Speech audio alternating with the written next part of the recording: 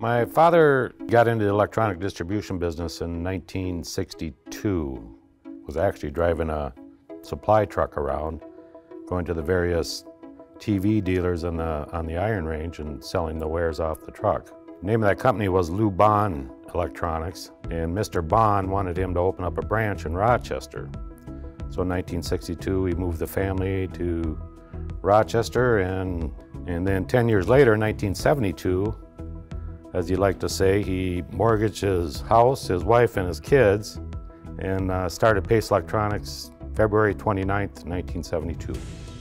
I started with the company after college. I went to Morris, history major with no inclination to work in a library or to teach.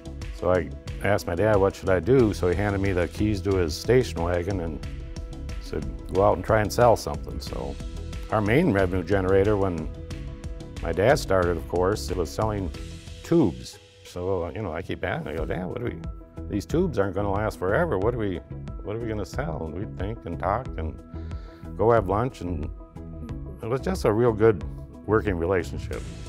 Now having my sons join the team, I'm just proud of the fact that they decided to make this a career for themselves, that they'll carry on their grandfather's legacy.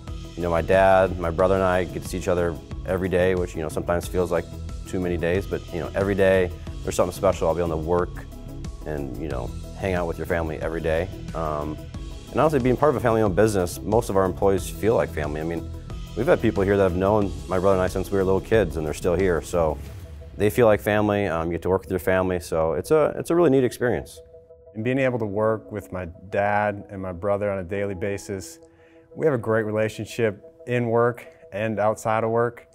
Being able to talk to each other about where do we go wrong, what can we do different, how can we improve in the future, and then seeing those changes implemented and that improvement, I feel very fortunate.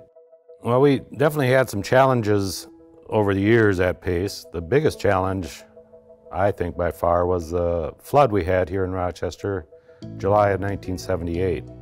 We had 6 feet of water across our whole facility, lost a vast majority of our inventory, pretty much was devastated. I figured my 1-year career at Pace was going to be just that, 1 year. But somehow we weathered the storm. We stayed in that facility for 3 more years, then moved to 6th Avenue Northwest. Finally outgrew this space, and I wanted to build or get a newer type facility. So I got a hold of Gary Smith at R.A.V.E, and I asked, what can I do? What are my options? Gary took the bull by the horns with me, and I kept waiting for a bill, but I never got one. I couldn't understand how he could devote so much time and effort to, little Pace trying to find a place to operate their facility. Anyway, we ended up building this facility in 2005, which really made a big difference for our business. The fact that we're in Rochester, I believe, has been instrumental to our success and growth, and the reason is because of the people. We can't do what we do without our people. Our employees is what makes Pace. On top of that, we've had such great support from the community. R.A.V.E has helped us, through a lot of our growth, along with the city and the state. Each time we've expanded, they've been there, to help us with that expansion and make sure it's successful. People are cutting the cord, they're going away from pay TV, and I think Pace's future will definitely be in 5G. I don't know if that will be in 2 years and 8 years.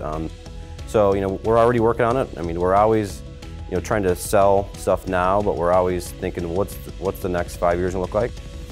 Having all the employees over the years, having all the business partners that have trusted us over the years, and having customers that keep coming back, it is humbling, and we feel very fortunate for it. And we're excited for a lot more.